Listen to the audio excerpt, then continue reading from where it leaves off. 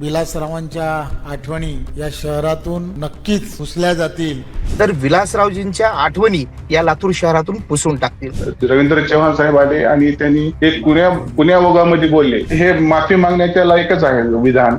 हा माफीनामा म्हणजे काय, हे नक्की काय सुरू आहे? आणि अशा दिलगिरीनं लातूरकर त्यांना माफ करतील असं मला तर वाटत नाही. आम्ही सोशल मीडियावर व्यक्त झालोय. आमदार आहेत रवींद्र चव्हाण, तिथं त्यांनी तुलनाही करताना पददलितांची तुलना हे डुकरांशी केलेली आहे. त्या गोष्टी भाजपनंच केलेल्या आहेत. मी विलासरावांचा जरा सुद्धा कोणत्याही गोष्टीमध्ये त्यांच्यावरती टीका टिप्पणी काही केली नाही. त्यांच्या जर त्यामधल्या भावना दुखावल्या असतील तर मी नक्कीच त्यांची दिलगिरी व्यक्त करतो.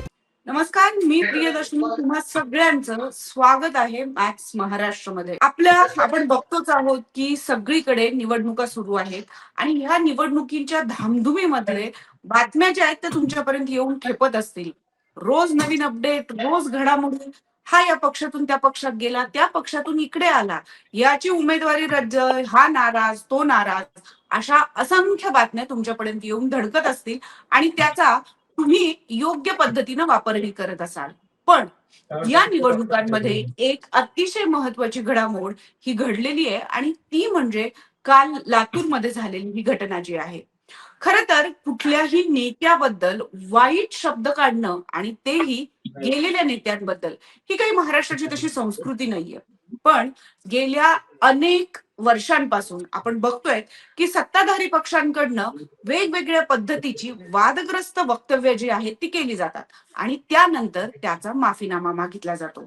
पण हा माफीनामा म्हणजे काय, हे नक्की काय सुरू आहे, या सगळ्यावरच आज आपण चर्चा करणार आहोत. आणि निमित्त ठरलं आहे लातूरमध्ये रवींद्र चव्हाण यांनी केलेल्या वक्तव्याचे, जे विलासराव देशमुख यांच्यावर जे वक्तव्य केलं होतं त्या वादग्रस्त वक्तव्यावर नक्की काय हे सगळं सुरू आहे हे आपण बघण्याचा प्रयत्न करणार आहोत. आणि त्यासाठीच आज आपण निमंत्रित केले आहेत आपल्याकडचे काही पाहुणे. त्यामध्ये आहेत प्रमोद गुडे, जे भाजपचे नेते आहेत लातूर मधले, प्रवीण सूर्यवंशी, जे काँग्रेसकडनं आहेत, ते सोशल मीडिया प्रमुख म्हणून तिथे काम बघतात, आणि मॅक्स महाराष्ट्राचे संपादक आनंद गायकवाड यांच्याशी आज आपण चर्चा करणार आहोत. सर, मी सुरुवातीला तुमच्याकडे येते. खरं तर महाराष्ट्राची संस्कृती, महाराष्ट्र पुरोगामी म्हणून म्हटला जातो आणि महाराष्ट्राची राजकीय संस्कृती जी आहे ती अतिउच्च आहे असं केंद्रामध्येही बोललं जातं आणि त्याचे अनेक पायंडेही आपण पाहिलेले आहेत. पण असं असताना मात्र आता जे काही निवडणुकीच्या दरम्यान सुरू आहे आणि गेल्या काही वर्षांपासून सातत्यानं सत्ताधारी पक्षांकडनं ज्या पद्धतीची वादग्रस्त वक्तव्य ही मोठमोठ्या लोकांच्या बाबतीत केली जातात आणि मग नंतर माफीनामे मागितले जातात, या माफीनाम्यांचा नक्की अर्थ काय आहे? नक्कीच आधी आक्षेपार्ह वक्तव्य करायची, महापुरुषांची बदनामी करायची आणि नंतर दिलगिरी व्यक्त करायची, असा हा जो पायंडा आहे हा आजचा नाहीये. संयुक्त महाराष्ट्राच्या स्थापनेपासून जेव्हा जेव्हा लोकांनी निवडून दिलेली सरकार आलेली आहेत तेव्हापासूनचा हा पायंडा आहे. मला असं वाटतं की आपण आता पहिले तो रवींद्र चव्हाण यांचा तो बाईट ऐकूया की नेमकं ते काय म्हणाले होते आणि मग आपण पुढे चर्चेला सुरुवात करूया. मी माझ्या सहकार्यांना विनंती करेल की प्लीज तो बाईट प्ले. सर्वांनी दोन्ही हात उंच करून आपण सर्वांनी घोषणा द्यायच्या आहेत. बोला, भारत माता की, भारत माता की, वंदे वंदे. भारतीय जनता पार्टीचा. खरं तर आपल्या सर्वांचा उत्साह बघितल्यानंतर लक्षात येत आहे की 100% विलासरावांच्या आठवणी या शहरातून नक्कीच पुसल्या जातील, यात काही शंका नाही.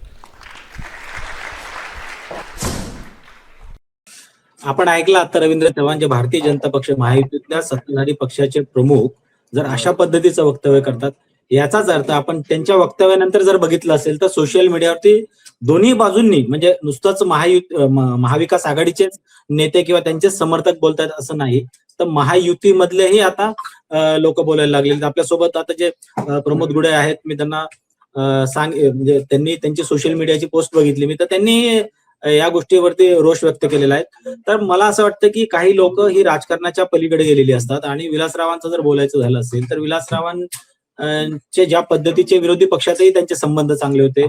इव्हन गोपीनाथ मुंडे ही लातूर मधूनच निवडून जायचे, त्यांचा मतदारसंघच रेणापूर होता. तर निवडणुकांपुरतं बिलो द बेल्ट टीका म्हणजे भाषण रंगात आले, बोलता बोलता अनावधानाने एखादं वाक्य गेलं हे आपण समजू शकतो. भाषणाची सुरुवातच तुम्ही ज्या पद्धतीनं केली, आणि लातूरच्या आजूबाजूचा जो परिसर आहे, उस्मानाबाद असेल किंवा बीड, इथला पॉलिटिक्स हे व्हायलन्स कल्चरचा आहे. पण त्या तुलनेत लातूरला सुशिक्षित राजकीय संस्कृती जी आहे ती या नेत्यांच्या वागण्यातून आलेली आहे. सुरुवातच त्यांनी केली आणि 100% पुसून टाकणार. काय पुसून टाकणार आहेत? विलासराव देशमुख साहेबांनी मांजरा नदीवर धरणाची उंची वाढवली लातूरकरांच्या पाण्यासाठी.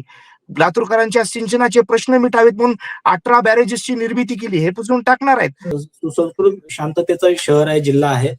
मात्र कालच्या घटनेनंतर कुठेतरी त्याला गालबोट लागल्याची एकंदरीत आताच्या ज्या प्रतिक्रिया येत आहेत त्या दिसत आहेत. मला असं वाटतं प्रमोद गुडे फार चांगल्या पद्धतीने विश्लेषण करू शकतील, कारण ते विरोधी पक्षात असूनही ते भारतीय जनता पक्षाचे स्थानिक नेते आहेत. असूनही एक लातूरकर म्हणून त्यांनी जी भूमिका घेतली, एक भाजपचा कार्यकर्ता म्हणून जी घेतली, तर मला आवडेल त्यांची भूमिका ऐकून घ्यायला. प्रमोदजी. हा, नमस्कार. मी नमस्कार. लातूरच्या संस्कृतीबद्दल बोलायचं म्हणलं तर लातूरमध्ये खेळीमेळीचं वातावरण असतं आणि कुठलीही राजकीय भूमिका ही टोकाची नसते.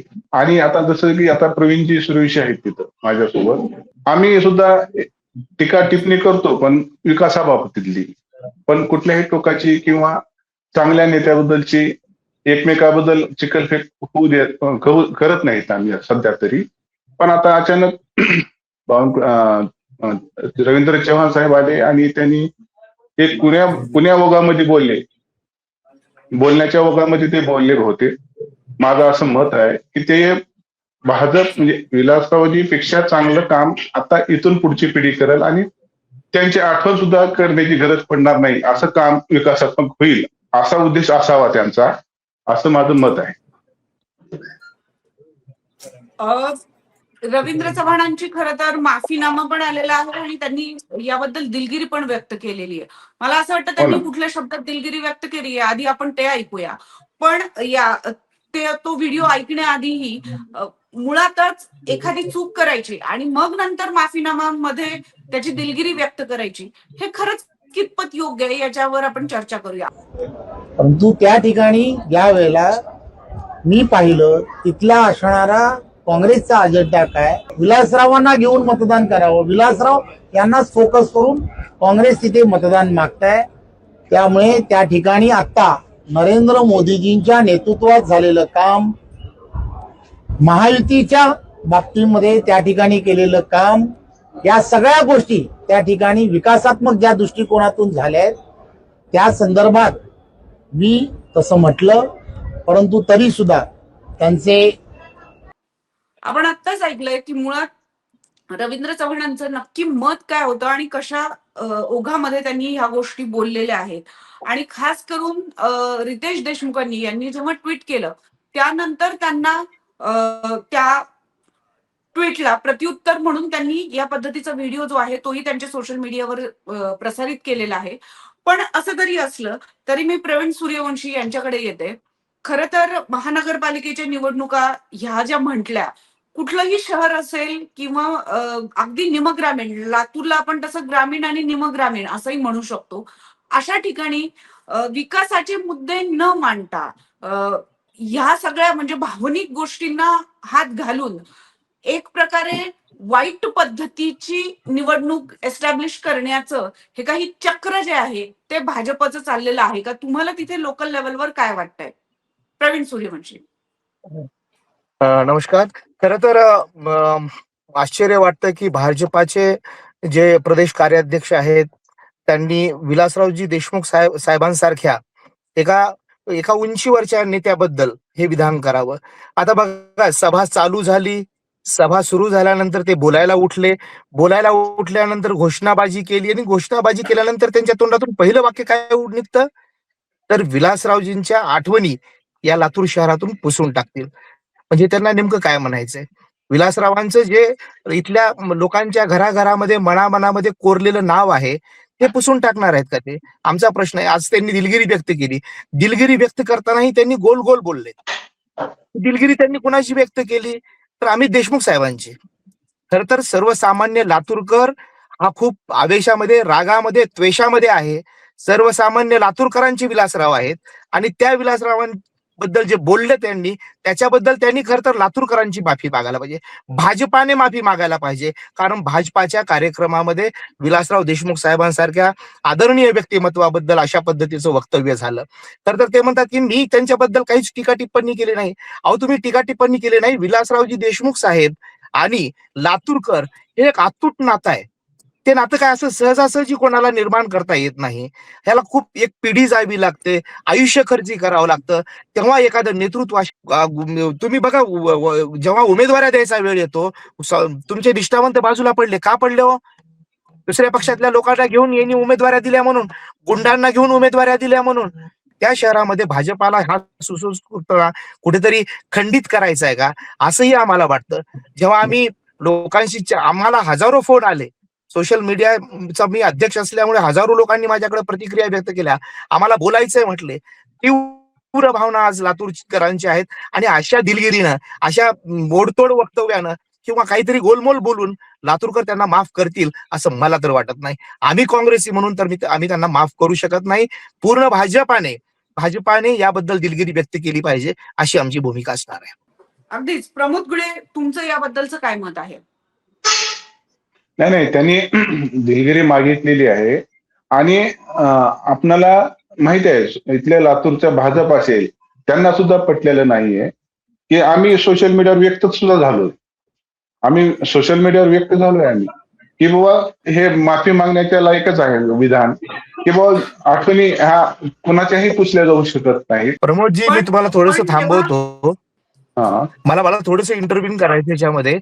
हे सोशल मीडियामध्ये भाजपचे जे काही पदाधिकारी आहेत त्यांनी याच्यामध्ये बऱ्याच पोस्ट आमच्या म्हणजे साहेबांच्या बाजूने लिहिल्या, परंतु लातूर शहर जिल्हा काँग्रेस कमिटी, लातूर शहर भाजपाचे अध्यक्ष असतील किंवा जिल्ह्याचे अध्यक्ष असतील, यांनी एकही वक्तव्य कालपासून केलं नाही. यांनी जो व्हिडिओ रिलीज केला होता तो व्हिडिओ डिलीट केला, परंतु या संदर्भानं लातूर शहराचे अध्यक्ष असतील किंवा जिल्ह्याचे अध्यक्ष असतील भाजपचे, यांच्याकडून कसल्याही प्रकारचं वक्तव्य आलं नाही किंवा विलासरावजी देशमुख साहेबांच्या बाजूने काही वक्तव्य आलं नाही. आणि आम्हाला वाटतं की कुठेतरी हे ठरवून केलेली तर पॉलिसी नाही ना. नाही, ठरवून केलेली नाही, बोलण्याच्या ओघामध्ये झालेला माझं असं मत आहे. नाही, एकच प्रमोदजी, तुम्ही जर म्हणताय की हे ठरवून झालेलं नाहीये, आपल्याकडे काही बाईट्स आहेत की रवींद्र चव्हाण जे आहेत हे त्यांचं काही पहिलंच वादग्रस्त वक्तव्य नाहीये. छत्रपती शिवाजी महाराज असतील, सावित्रीबाई फुले असतील, ज्योतिबा फुले असतील, यांच्याविषयी ते तुमच्या राज्यपालांचे काय वक्तव्य होती. दलितांबद्दल तर रवींद्र चव्हाणांनी दलितांची तुलना डुकरांशी केली होती. मला वाटतं ते एकदा तुम्हाला ऐकवतो मी, आणि अनावधान आणि ठरवून केलेलं वाक्य यातला तुम्हाला फरक कळेल. मी माझ्या सहकाऱ्यांना विनंती करतो की रवींद्र चव्हाणांचे ते एक एक करून ते फाईट प्ले कराल. महाराष्ट्रामध्ये 100% भाजपा करणं हे स्वप्न ते घेऊन चाललेत. त्या स्वप्नाबरोबर तुम्ही आणि आम्ही सर्वांनी चालणं ही काळाची गरज आहे, आणि ते आपण चाललं पाहिजे, ही तेवढंच खरं आहे. त्यांच्या अनंत अडचणी त्यांच्याबरोबर जेव्हा असतात तेव्हा ते सुद्धा या महाराष्ट्रातील शेतकरी असेल, पददलित असेल, या पददलिताला त्या डुकराच्या त्या पिल्लाप्रमाणे विचार करतायत आणि त्याला बाजूला काढण्याचं काम सुद्धा करतायत. प्रमोदजी, मला सांगा, तुम्ही जर म्हणताय कालचं वक्तव्य रवींद्र चव्हाणांचं हे अनावधानाने झालेलं आहे, हा 2017चा व्हिडिओ आहे डोंबिवलीमधनं, जिथनं ते आमदार आहेत रवींद्र चव्हाण, तिथं त्यांनी तुलनाही करताना पददलितांची तुलना हे डुकरांशी केलेली आहे. त्याच्या विरोधातही खूप रोष होता लोकांमध्ये. हे अनावधानाने होत नाही, ह्याच्या मागे स्ट्रॅटेजिकली हे जातात की जिथं मला तर असं वाटतं की सत्ताधाऱ्यांचे फेल्युअर, त्यांचं अपयश लपवण्यासाठी महापुरुष किंवा ज्या लोकांच्या नावावरती लोकांच्या भावना दुखावल्या जातील किंवा पूर्ण वातावरण टर्न होईल, असे मुद्दे हे जाणीवपूर्वक आणतायत. मी तुम्हाला आठवण करून देतो, 2017मध्ये, त्याच्या आधीही लातूर आणि मराठवाड्यात दुष्काळ असायचा, पण 2017मध्ये रेल्वेनं लातूरकरांना पाणी आणण्याची नामुष्की भारतीय जनता पक्षाच्या याच्यावरती उलटली होती. उजनीच्या पाण्यावरती इतके वर्ष, ठीक आहे, काँग्रेसनी काम केलं नसेल तर काँग्रेसला लोकांनी त्याच ताकदीनं घरी बसवलं. त्यानंतर 2014ला जेव्हा तुमचं सरकार आलं, त्याच्यानंतर आज 2026 मध्ये आपण आहोत, अजूनही उजनीचा पाण्याचा प्रश्न तुम्ही सोडवू शकलेला नाही. तुम्ही मंदिर, मस्जिद, धर्म, जात, धर्मपंथ याच्यावरती मतं मागतात. 5 कामं सांगा प्रमोदजी की जी भारतीय जनता पक्षाने गेल्या 2014 पासून 2026 पर्यंत केलेली 5 कामं सांगा लातूर जिल्ह्यासाठी.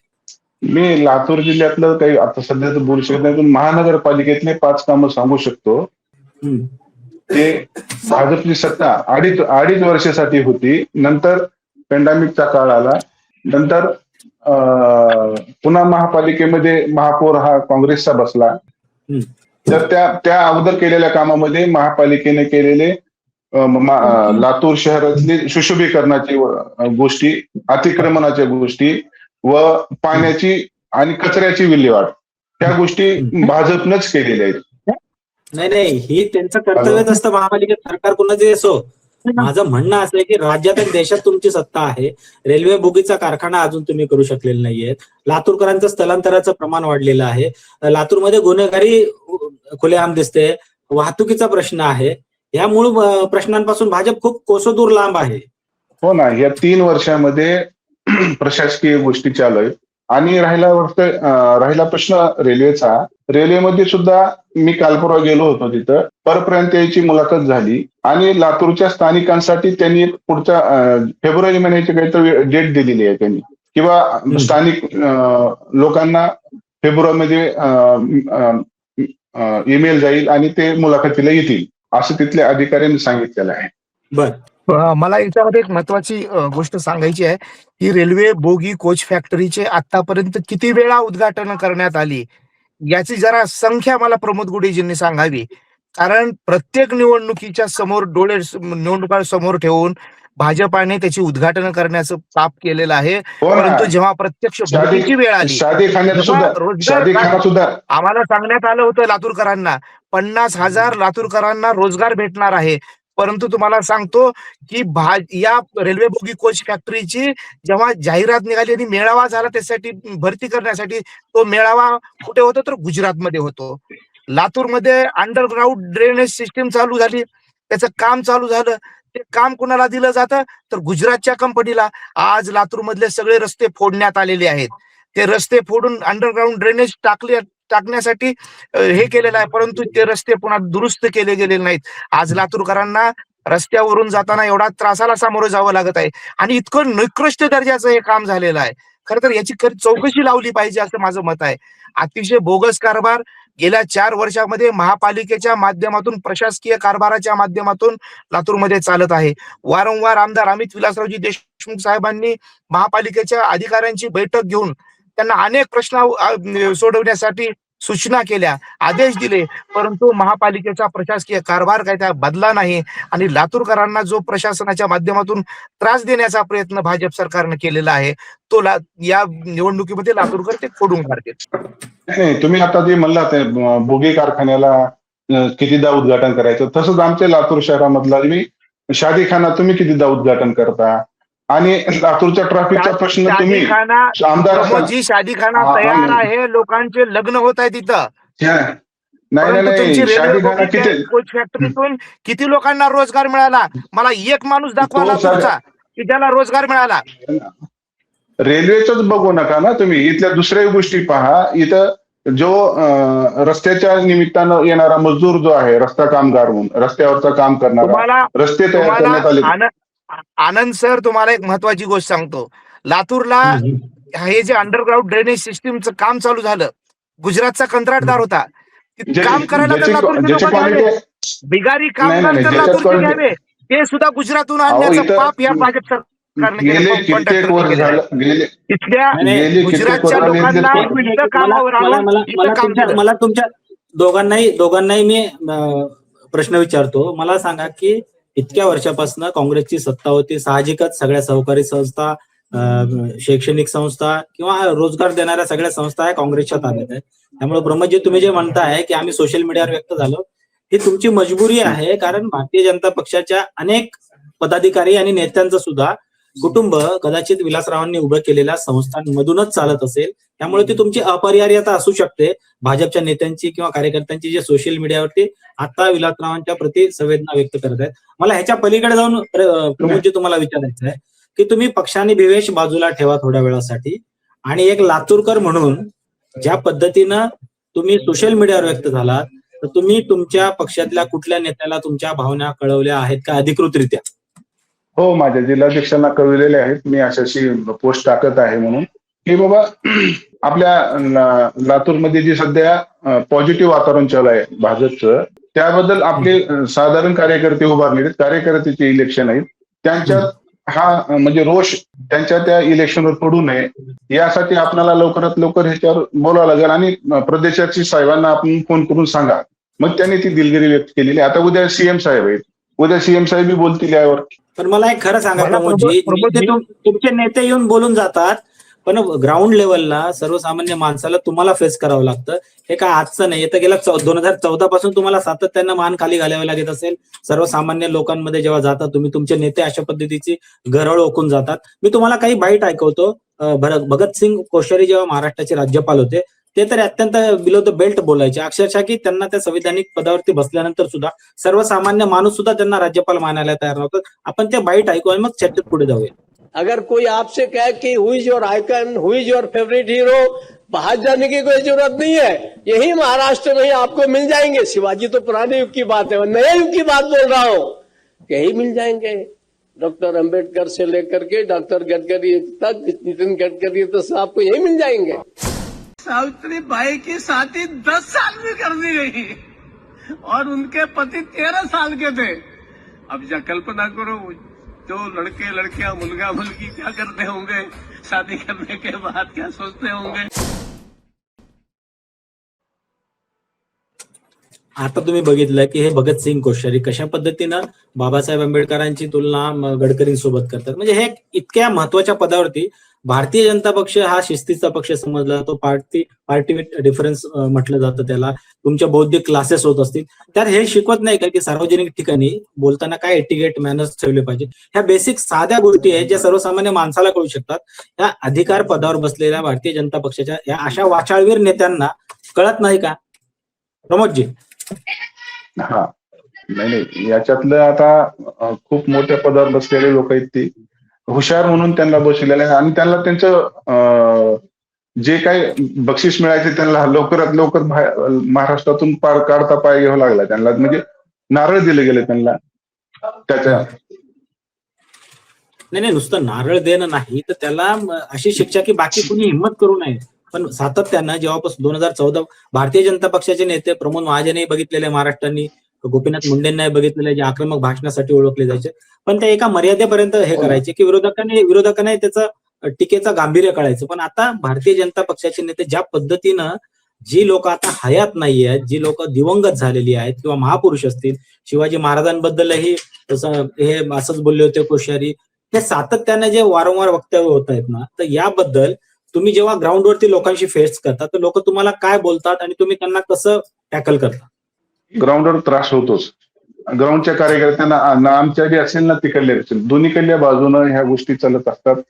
मग तो फेस आम्ही वरचे नेते बोललेत बाबा, ह्या अशा पद्धतीनं आम्ही फेस करून लोकांना विकासात्मक गोष्टी ज्या घडतायत आम्ही त्याचं महत्व पटवून देतो. बाकी राहिल्या या गोष्टी आज न उद्या या दुरुस्त होतील, आमच्या पक्षाकडून बी होतील आणि विरोधकाकडून बी होतील. विरोधकाकडून सुद्धा भरपूरदा अगेन्स्ट बोलण्यात आलेलं आहे. असं आता याच्यातलं जुने उदाहरण काढले तर प्रमोदजी आणि विलासराव, आपलं प्रमोद महाजन, गोपीनाथ मुंडे साहेब, विलासरावजी, हे एक मैत्रीपूर्ण खेळीचं वातावरण मराठवाड्यामध्ये ठेवत होते. पण पश्चिम महाराष्ट्रातले लोक डायरेक्ट काही बोलत होते. इकडला म्हणजे आपल्याकडला जो भाग आहे हा निजाम रजाकाराच्या काळामध्ये उशिरा गेलेला भाग आहे आणि इथं अदब शिकवली गेलेली आहे. इकडं एकमेकाबद्दलचं आर्द्र कोणी बोलत नाही आपल्याकडे, जास्त आवाजावर बोललं जातं. म्हणजे हा फरक आहे तिकडल्या पश्चिम महाराष्ट्रातला आणि इकडला. त्या पश्चिम महाराष्ट्रातून आलेल्या लोकांमुळेच आमच्या मराठवाड्यातील लोकांना त्रास सहन करावा लागतो. पण मराठवाड्यातले जे नेते झालेत आता. प्रमोदजी, एक असं आहे की कुठलाही प्रदेश किंवा राष्ट्रीय स्तरावरचा नेता एखाद्या भागात जर सभा घ्यायला जातो, त्या सभेआधी त्याला स्थानिकच्या कार्यकर्ते आणि नेते हे ब्रीफिंग आणि त्याचे मुद्दे देत असतात की तुम्ही ह्या मुद्द्यांवरती बोला. तर कालच्या रवींद्र चव्हाण यांची जी स्क्रिप्ट म्हणूया आपण, त्याला मुद्दे कोणी दिले होते? लातूरच्या कुठल्या भाजपच्या नेत्याने दिले? नाही, त्याबद्दलची मला कल्पना नाही. तिथं कोण जवळ जाऊन त्यांच्याजवळ दिले मुद्दा. आता ते प्रदेशाचे अध्यक्ष असल्या कारणाने त्यांना प्रत्येक ठिकाणचा म्हणजे माहिती घेऊनच त्यांना उतरावं लागतं. नाही नाही, माहिती हे स्थानिक इनपुट हे स्थानिकचेच लोक देत असतात, हे काही लपून राहिलेलं नाहीये. त्यामुळं मला सांगा, रवींद्र चव्हाणांची स्क्रिप्ट लातूरच्या कुठल्या भाजप नेत्यांनी त्यांना ही ब्रीफिंग दिली होती की तुम्ही ह्याच्यावरती बोला, जेणेकरून भारतीय जनता पक्षाला बेनिफिट होऊ शकेल? नाही, मला तर वाटत नाही इथल्या लोकलच्या नेत्यांनी असं कोणी लिहून दिलं असेल की असंच बोला म्हणून. ते बोलण्याच्या योगात त्यांनी बोललेलं आहे असं माझं मत. प्रवीणजी, पटतंय तुम्हाला प्रमोद गुडे जे बोलतायत? बिलकुल पटत नाही, कारण ते भावनेच्या भरात जेव्हा बोलतं माणूस, भाषण करत करत बोलतं, म्हणजे भाषण रंगात आले, बोलता बोलता अनावधानाने एखादं वाक्य गेलं हे आपण समजू शकतो. भाषणाची सुरुवातच तुम्ही ज्या पद्धतीने केली त्याला त्यांचं भाषण चुकलं किंवा बोलण्याच्या भरामध्ये बोललं असं म्हणणं मला तर पटत नाही. आणि तमाम लातूरकरांना न पटणारं हे विधान आहे. कारण हे जर विधान अनावधानानं झालं तर ते भाषणामध्ये झालं असतं. सुरुवातच त्यांनी केली आणि 100% पुसून टाकणार. काय पुसून टाकणार आहेत? विलासराव देशमुख साहेबांनी मांजरा नदीवर धरणाची उंची वाढवली लातूरकरांच्या पाण्यासाठी. लातूरकरांच्या सिंचनाचे प्रश्न मिटावेत म्हणून 18 बॅरेजेसची निर्मिती केली, हे पुसून टाकणार आहेत. कारखान्याच्या माध्यमातून सहकार चळवळ लातूरमध्ये निर्माण केली, हे पुसून टाकणार आहेत. की लोकांच्या घरी आज 4 चाक्या गाड्या, बंगले तयार झाले मांजरा भागामध्ये, त्यांच्या घरं वगैरे उद्ध्वस्त करणार आहेत. काय पुसून टाकायचं आहे त्यांना नेमकं, पण हा प्रश्न प्रवीणजी सामान्य लातूरकर विचारतात. मी थोडस प्रवीणजी, तुम्ही जी उदाहरणं देता आहात ती अगदीच खरं तर महत्वाची आहे, ठोस पावलं उचललेली आहेत याबद्दलची आहे, आणि त्याबद्दल आपण अख्खा महाराष्ट्र त्यांचा कृतज्ञ आहे हे आपल्याला सगळ्यांनाच माहिती. पण ही निवडणूक जी आहे ती महानगरपालिकेची निवडणूक आहे. या निवडणुकांमध्ये जे मुद्दे अपेक्षित होते ते लोकांच्या भावनांना किंवा लोकांच्या रोजच्या डे टू डे लाईफ मध्ये मुद्दे अतिशय अपेक्षित आहे. आपण जेव्हा सोशल मीडियावर बोलतो तेव्हा खूपदा असं होतं की खासदाराचे मुद्दे नगरसेवकाला लावले जातात, नगरसेवकाचे मुद्दे खासदाराला लावले जातात. तर आपण एका प्रशासकीय व्यवस्थेमध्ये आहोत. खासदार हा रस्ते, धरण या सगळ्या गोष्टीमध्ये इनपुट देऊ शकतो, नगरसेवक देऊ शकत नाही.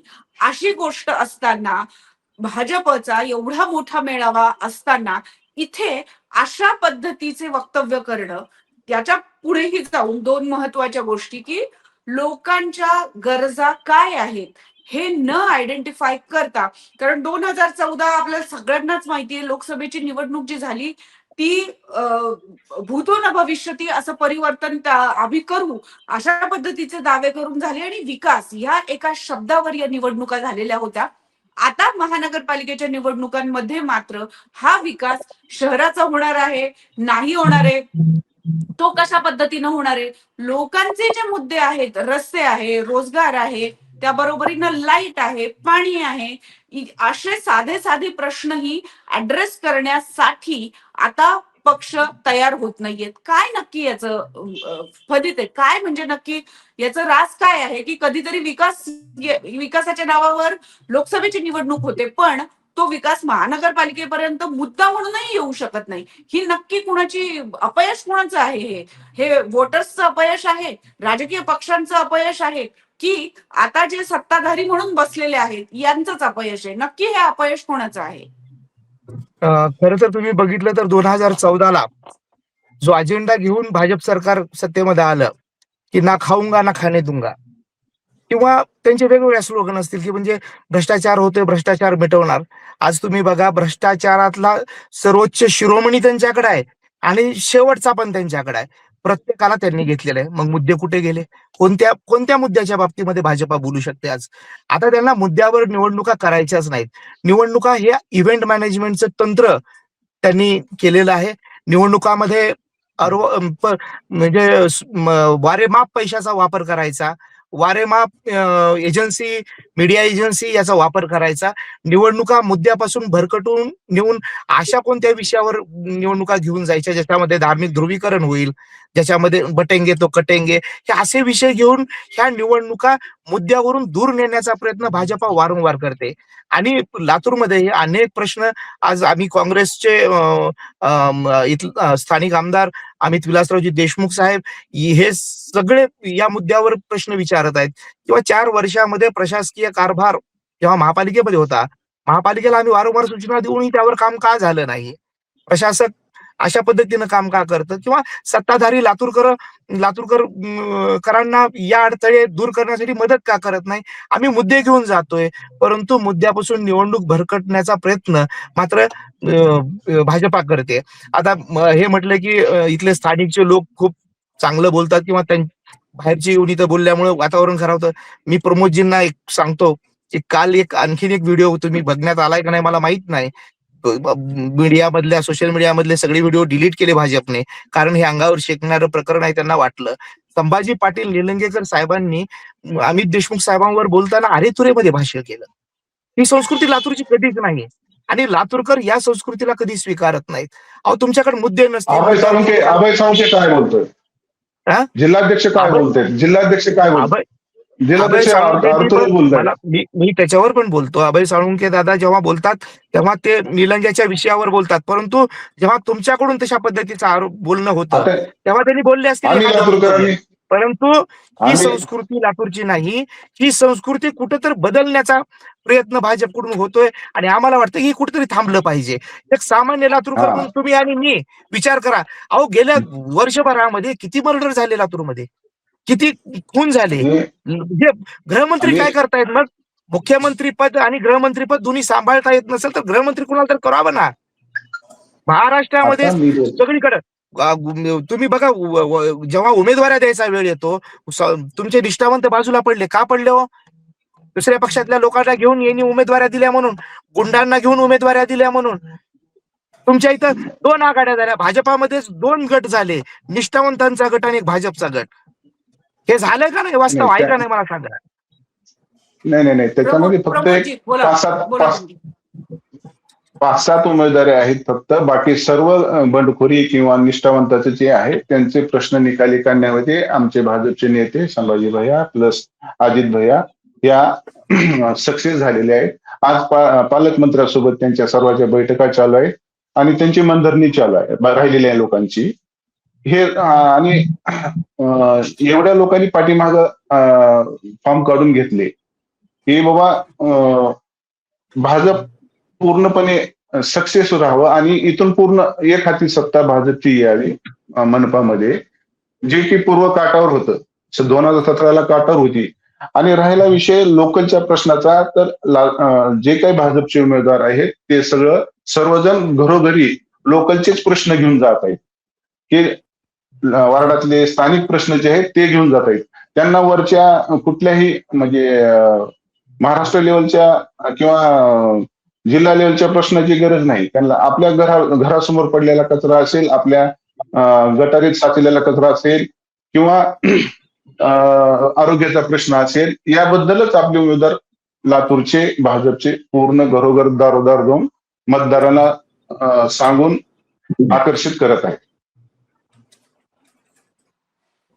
प्रमोदजी, यापुढे तुम्ही असं मानता का की ज्या पद्धतीनं लोकल लेवलवर तुमच्या भावना तुम्ही नेत्यांना जरी कळवलेल्या असल्या तरी इथून पुढे जेव्हा नेते येतील तेव्हा किमान लोकल प्रश्न ऍड्रेस करतील असं तुम्हाला वाटतंय का? हो, यापुढे लक्ष तुमच्या पक्षाला खरंच पोहोचतोय का? हो ना, पोहोचेल. आणि आपल्या म्हणजे आज जेवढं लातूरच्या अस्मितेबद्दल, विलासराव साहेबाबद्दल जेवढे काही सोशल मीडियामधून चालू झालं त्याचा फरक पडल्या तर दिलगिरी व्यक्त करण्याची वेळ आली आमच्याच नेत्यांना. नाही, 24 तासाच्या नंतर दिलगिरी व्यक्त केलेली ना प्रमोदजी. आधी काय रोषाची वाट बघत होते का की लोक रस्त्यावर उतरतील, मोर्चे यायला? मला वाटतं काही सामाजिक आणि संघटनांनी लातूर बंदची हाकही दिलेली आहे. हो, दिलेली आहे, बघितलं मी. हा, तर मला असं वाटतं की हे जे काही गोंधळ झालेला आहे आणि भारतीय जनता पक्षाचे पण आता लोक भलेही सार्वजनिक ठिकाणी या गोष्टीचं समर्थन करू शकत नसतील तरी ते मनातून मात्र ह्याचा निषेध करतायत. आणि मला असं वाटतं की ह्याचे परिणाम कदाचित 15-16 तारखेच्या याच्यात आपल्याला दिसू शकतात. मॅडम, अगदीच ज्या पद्धतीनं आपण बघतोय की एक काळ असा होता जेव्हा आपण विकास या मुद्द्यावर निवडणुका लढवल्या जात होत्या आणि बोललंही जात होतं. पण आता वोटर्स जे आहे, मतदार जे आहे, यांनीही खरं तर विचार करण्याची गरज आहे. यथा राजा तथा प्रजा असं म्हटलं जातं. तर अशा पद्धतीचे रिफ्लेक्ट जे आहेत ते आपल्याकडे उमटण्याची तयारी झालेली आहे का? मुळात मतदार म्हणून तुमचा विचार केला जातोय का? या सगळ्याचाही विचार तुम्ही केला गेला पाहिजे. ज्या सभा होतात, जिथे मोठमोठी नेते बोलले जातात, तिथे केवळ टाळ्या वाजवण्यापुरते जर तुम्ही मर्यादित राहणार असाल तर तुमच्या भविष्याची चिंता ही तुम्हीच केली पाहिजे असं मला वाटतं. आनंद आणि सर. एक प्रियदर्शनी मॅडम, एक गमतीचा भाग बघा. काँग्रेसचे असो किंवा सगळ्या पक्षाचे नेते असो, जे काही लातूरच्या एअरपोर्टवरती उतरतात किंवा लातूरच्या विमानतळावर उतरतात, ते बांधलायच विलासरावांनी. हो, तर ती ओळख पुसून तुम्ही का दुसरं एअरपोर्ट बांधणार आहात का? विलासरावांनी महाराष्ट्रातला पहिला त्रिस्तरीय उड्डाण पूल लातूरमध्ये बांधला, तर ते आता तुम्ही पूल खोडून काढणार आहात का? एवढे कारखाने उभे केले. ते कारखाने विशेष म्हणजे तुम्ही लक्षात घ्या की त्या कारखान्यांनी राष्ट्रीय स्तरावरच्या सर्वोत्कृष्ट कारखान्याचा पुरस्कार सलग 3 वर्ष मिळवलेला आहे. बाकीच्या सहकारी बँकांचा आपण बघत असाल, बीड किंवा उस्मानाबाद किंवा नांदेड वगैरे या 8 पैकी बाकीच्या 7 जिल्ह्यांमधल्या सहकारी बँकांचा स्टेटस काय आहे आणि लातूरच्या जिल्हा मध्यवर्ती सहकारी बँकेचं स्टेटस काय? मी हे कौतुक करत नाहीये. जे दिसतंय ते वास्तव मी फक्त सांगण्याचा प्रयत्न करतोय. पण यातनं भारतीय जनता पक्षालाही मी संभाजी पाटील आणि अमित देशमुख या दोघांची राजकीय कारकीर्द आणि आमच्याही पत्रकारितेची कारकीर्द एकदाच सुरू झालेली आहे. तर मी अमित देशमुखांनाही जेवढं ओळखतो तेवढं मी संभाजी पाटलांनाही ओळखतो. पण मला असं वाटतं की संभाजी पाटलांनाही कदाचित ते पटलेलं नसावं, किंवा आता जे काही नवशिके भाजपमध्ये आलेले आहेत त्यांनी कदाचित हे चुकीचं ब्रीफिंग केलेलं दिसतंय. पण नेत्याने, कार्यकर्त्यांनी काहीही ब्रीफिंग करू द्या, नेत्याने आपला सद्विवेक बुद्धी, आपला सिक्स सेन्स वापरून बोलायचं असतं, तरच तो सर्वमान्य नेता किंवा लोकनेता होत असतो. मला असं वाटतं की हे आपण वरवर कार्यकर्ता किंवा स्थानिक पातळीवरचं हे राजकारण नाहीये. लक्षात घ्या की निवडणुकांमध्ये मुद्द्यांवरती, सांगितलेल्या विकास कामांवरती मतदान मागितलं पाहिजे किंवा मग विरोधकांच्या अपयशांवरती बोट ठेवलं पाहिजे. पण या निवडणुकीमध्ये जेव्हा महापुरुष किंवा दिवंगत लोक जे आपल्यामध्ये नाहीयेत त्यांचा जेव्हा वापर करण्यात येतो, तर याचा सरळ साधा स्पष्ट अर्थ असा आहे की सत्ताधाऱ्यांकडे मुद्दे नाहीत आणि विरोधकांना अशा भावनिक मुद्द्यांमध्ये गुंतवून ठेवायचं आणि या इच्छातून सत्ताधाऱ्यांनी आपलं अपयश झापून घ्यायचं आणि विरोधकांनी त्या भोवती गुंतवत ठेवायचं आणि निवडणुका काढून घ्यायचा. हा एकंदरीत मला अजेंडा आज म्हणजे कालच्या विधानामधून मला रवींद्र चव्हाणांचा दिसतो. अगदीच. कुठलाही नेता खरं तर एखादी कामं करत असेल तेव्हा त्यावेळेला तो डोक्यामध्ये व्हिजन ठेवतो आणि विलासरावांसारखे असतील, गोपीनाथ मुंडे असतील, यांसारख्या नेत्यांनी अनेक संस्था उभ्या केल्या, त्या संस्था कशा चालवल्या, त्यामुळे अनेकांना रोजगार उपलब्ध झाले. ह्या सगळ्याबद्दल आपण असं एक म्हणू शकतो की त्यांनी काही फक्त स्वतःची नावं त्याला द्यायची म्हणून ती विकास कामं केलेली नाहीयेत, हेही सगळ्यांनी खरं तर लक्षात घेतलं पाहिजे. पण या सगळ्यात महत्वाची भूमिका जी आहे ती आहे मतदारांची आहे की आपल्या मामनेवर ठेवलेला हा मेंदू जो आहे त्याने किमान विचार करायला शिका आणि त्या बरोबरीनं प्रश्न विचारायलाही शिका. केवळ एखादा राजकीय नेता भाषण करतोय म्हणून ते सत्य आहे किंवा सोशल मीडियातनं एखादी गोष्ट पोस्ट फिरते आहे म्हणून ते सत्य आहे असं होत नाही. त्यामुळे तुम्ही भक्त बनताय का, कुणाचंही असेल, पण हे भक्त डोळसपणे बना आणि तुमचं किमान नुकसान होणार नाही ना याचा अधिकार संविधानाने तुम्हाला दिलेला आहे. त्यामुळे तो अधिकार बजावण्यासाठी तुम्ही तेवढे सज्ञान आहात का, तेवढे लिटरेट आहात का, याचीही जाणीव ठेवा. तुर्तास आपण इथेच थांबूया. धन्यवाद सर्वांचे. धन्यवाद.